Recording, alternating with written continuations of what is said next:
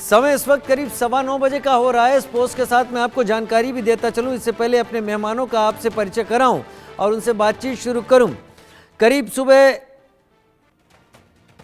बारामूला से आ रही तस्वीरों के साथ जहां पर तिरंगा फहरा दिया गया है।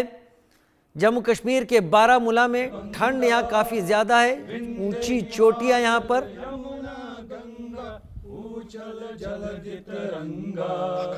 तब शुभ नामे जागे, तब शुभ आशीष मांगे, गाए तब जय गाता, जन गण मंगल दायक जय जय हे, जय हे, जय जय जय जय हे।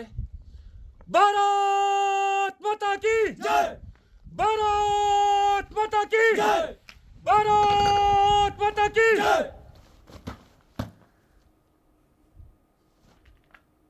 तस्वीर बदलनी चाहिए, तिरंगे के रंग में ढलनी चाहिए और जम्मू कश्मीर में हर कहीं बदलनी शुरू हो गई है।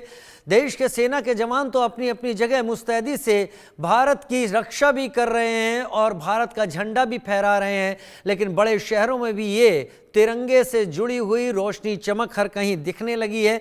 हम प्रधानमंत्री मोदी का ट्वीट आपको दिखा रहे हैं। समय इस वक्त हो गया है 9:16 और कार्यक्रम जो दिल्ली में शुरू होने वाला है उसकी जानकारी दे दें। करीब 9:50 पर नेशनल वॉर मेमोरियल तीनों ही चीफ सेना के थल सेना, नौसेना, वायुसेना और सीडीएस नेशनल वॉर मेमोरियल पहुंचेंगे।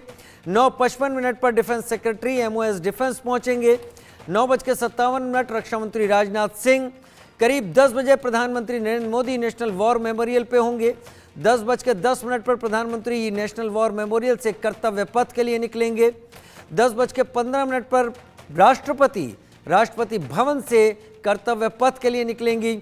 10:30 बजे कर्तव्य पथ पर झंडा फहराया जाएगा, राष्ट्रगान उस वक्त होगा और उसके बाद करीब 1.5 घंटे का समय होगा जब वो झांकी भारत की रखी जाएगी जो अमृतकाल के 75 साल पूरा होने के बाद 76वां जो साल का कदम है उसमें रखने में भारत किन चीज़ों को अचीव कर चुका है उसकी एक प्रदर्शनी होगी।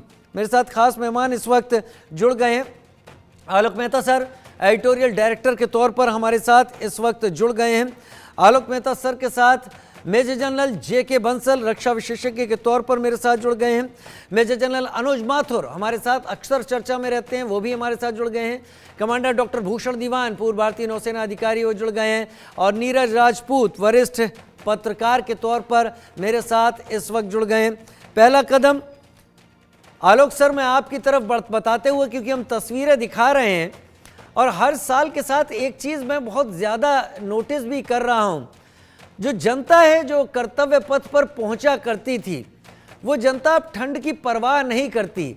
उसे ऐसा लगने लगा है जैसे इस समय का अगर सदुपयोग उसने इस खास मौके पर कर्तव्य पथ पहुंचने के लिए कर लिया तो शायद उसके महीने या साल की शुरुआत का ये महीना एक बड़ी निशानी यादगार के तौर पर जुड़ जाएगा। ये तस्वीरें भी वही दिखा रही हैं। 76वां गणतंत्र मना रहा भारत किस चमक, धमक और धमक के साथ इस वक्त मौजूद है। आलोक सर आपके शब्दों में। नमस्कार राजीव जी और गणतंत्र दिवस पर शुभकामनाएं पूरे देशवासियों को, हमारे दर्शकों को खासकर। और आपने ठीक कहा, बच्चे और बूढ़े कर्तव्य पथ जो नाम दिया प्रधानमंत्री नरेंद्र मोदी ने, इस जो राजपथ होता था, ये याद दिलाने के लिए कि संविधान की जब आप शपथ लेते हैं, संविधान को मानते हैं, संविधान के अधिकारों का उपयोग करते हैं तो अपने कर्तव्य को याद रखें। इसलिए आज की झांकियों का और सारे हमारे प्रदर्शन का, सैन्य का सबसे बड़ा मैसेज यही है कि हम अपने अधिकारों के साथ कर्तव्य को याद रखें।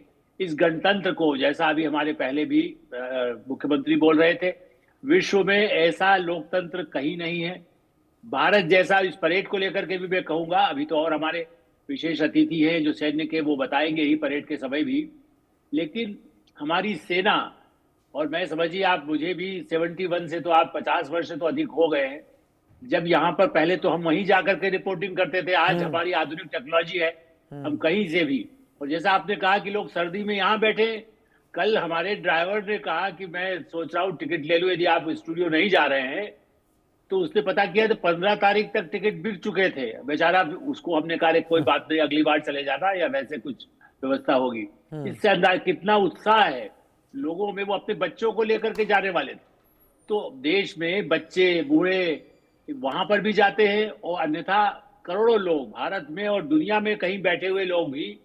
क्योंकि मैं एक और बात राजीव जी अपने दर्शकों को बताना जरूरी है कि मॉस्को या वाशिंगटन या लंदन में भी जो संपूर्ण माने ऐसे देश हैं, या चाइना, बीजिंग, फ्रांस, किसी भी देश में इस तरह का भव्य आयोजन नहीं होता है। सैन्य परेड तो चलिए सब जगह हो सकती है थोड़ी, लेकिन एक पूरे समाज, संस्कृति और सेना की शक्ति, वायुसेना, थल सेना, नौसेना और उसके साथ साथ विदेशी अतिथि इंडोनेशिया। मेरा सौभाग्य रहा है कि अटल बिहारी वाजपेयी के समय में अभी इंडोनेशिया के जाने का मौका मिला, बाली, जहां हमारे अभी जो हम चर्चा करते हैं कि मैं गलत नहीं हूं सर, शायद 1951 में राष्ट्रपति सुकार्णो भी भारत के गणतंत्र दिवस में शामिल हुए थे सबसे पहले।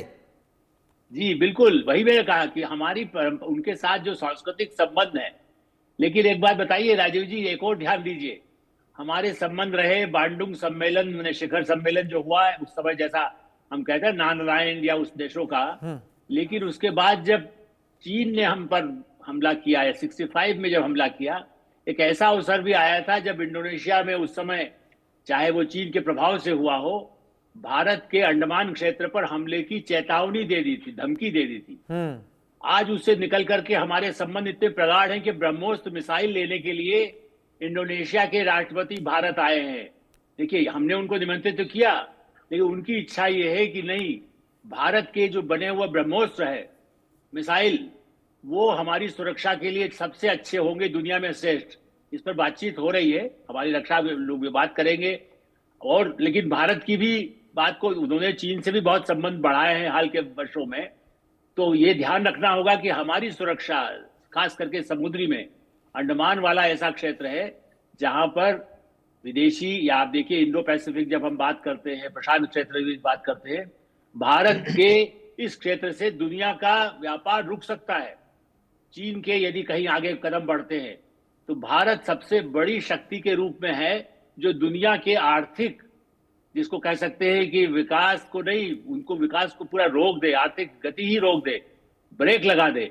ऐसी स्थिति में भारत का महत्व और इंडोनेशिया का महत्व, ऑस्ट्रेलिया के लिए भी भारत का महत्व है, इंडोनेशिया के लिए है, अमेरिका के लिए है, रूस के लिए भी है, क्योंकि भारत एक महाशक्ति के रूप में है। तो आज का इस भव्य आयोजन पर हम संविधान को तो प्रणाम करते ही हैं, लेकिन भारत आज कहां पहुंचा है, इसे भी स्मरण करना चाहिए। भारत आज कहां पर पहुंचा है, भारत ने क्या अचीव कर लिया। नीरज राजपूत भी मेरे साथ इस वक्त जुड़े हुए हैं। नीरज, एक देश की झांकी तो